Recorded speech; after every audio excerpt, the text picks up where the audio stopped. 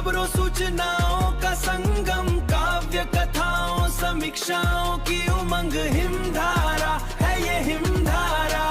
सुनिए खुद दुनिया को भी सुनाइए, शेयर करिए और कमेंट भी बताइए। हिमधारा है ये हिमधारा। नमस्कार श्रोताओ, कविताओं की श्रृंखला में आज प्रस्तुत है राधा सिंह की कुछ कविताएं। पहले सुनिए तुम्हारा आना शीर्षक से कविता।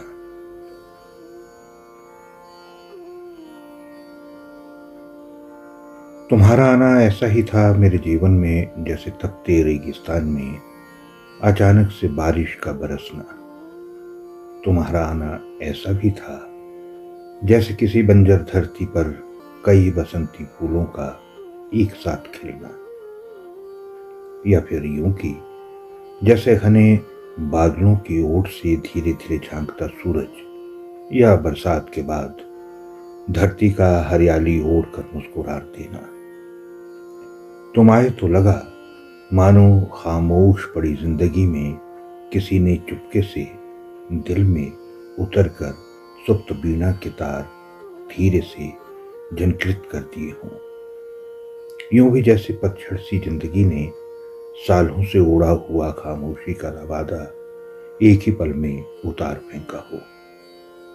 तुम्हारा आना कुछ यूं भी था जैसे बरसों से बंद पड़े किसी दरवाजे की झीरी से पहली बार झांकती सूरज की सुनहरी किरण, या फिर चांद की धवल रोशनी में कोमदी का खिल उठना।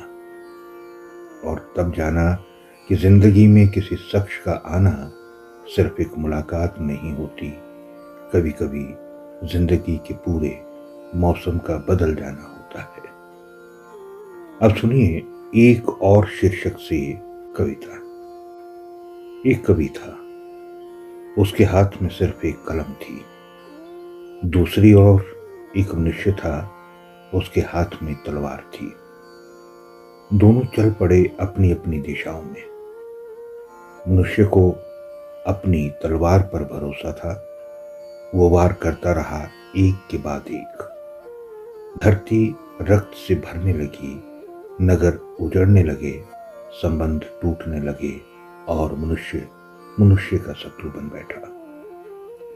जब लगा कि सृष्टि अपनी अंतिम सांसें गिन रही है, तब कवि ने धीरे से अपनी कलम उठाई। उसने एक मनुष्य रचा। उसके हाथ में तलवार नहीं, एक कलम रख दी। फिर उसने एक और मनुष्य रचा, फिर एक और। धीरे धीरे शब्द जन्म लेने लगे, विचार अंकुरित होने लगे, करुणा लौट आई और सृष्टि ने फिर से सांस लेना शुरू किया। उस दिन तलवार हार गई। जीत किसी मनुष्य की नहीं, जीत सृजन की थी, और सृजन का दूसरा नाम था कवि की कलम।